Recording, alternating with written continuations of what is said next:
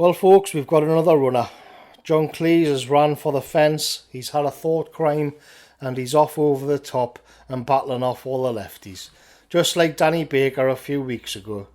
I said we usually get one case a month when a white man has a thought crime and the blue tick zombies set the drones on them.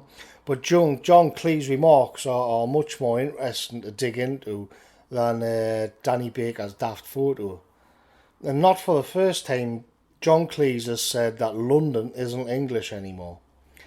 And he didn't want to live there, he doesn't live there, or really have anything to do with it. Cue the outrage and all the gnashing of the teeth from the zombies.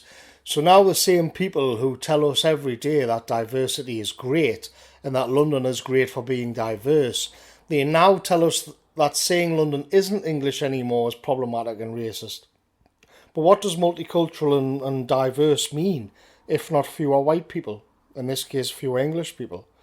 The logic of their own ideals would mean that they'd have to say back to John Cleese that, yes, London isn't English anymore, and that's a good thing. The problem with that, for let's say the globalists, the problem they have is that they always want to be promoting a positive message, so they can't just come out and say London is better when there are fewer English people in it, because that's too triggering, it's too raw, it's too honest. So their fallback position is to deny that the English or Englishness exists. That way they aren't committing a crime against humanity. But if we follow that line of thought through, what is it that they mean when they celebrate diversity? For example, York isn't very diverse. The globalists and their lefty attack dogs would admit that. But if Englishness doesn't exist, then why is 90% ethnically English York less diverse than London? They know this argument is a killer, so they do a bait and switch. Now the pundits and media hacks are putting the questions back to Cleese and his supporters and saying, what do you mean by English? So what they're trying to do there is lure Cleese and his supporters onto talking about race.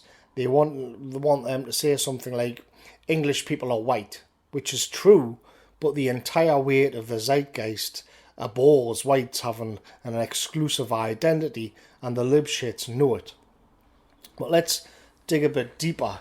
What did John Cleese mean when he said London isn't English anymore? Well, John Cleese and pretty much every other Englishman, and beyond that, Europeans, carry within their minds an ideal of what England should be. This transcends party politics and value systems, left versus right. It's ethnic. I pointed out a while ago in another video that liberal Europeans have a disconnect between their politics and where they actually live and where they go on holiday. When they plan for a holiday in Tuscany, they have an image in their minds of what will be there, but it isn't one which has the refugees there that they campaigned to be placed there. So what we're dealing with is a disconnect between the ideal in our minds and then the material world.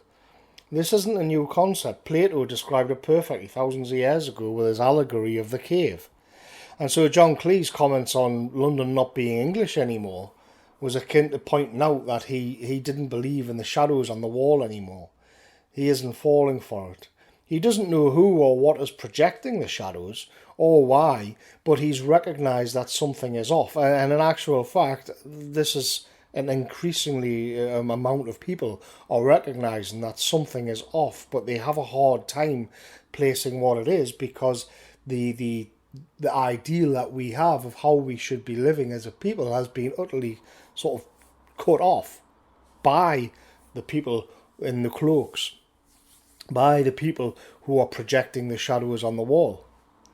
The purpose of the left is to force people to accept what they're seeing and to make sure nobody else questions the fake nature of the shadows.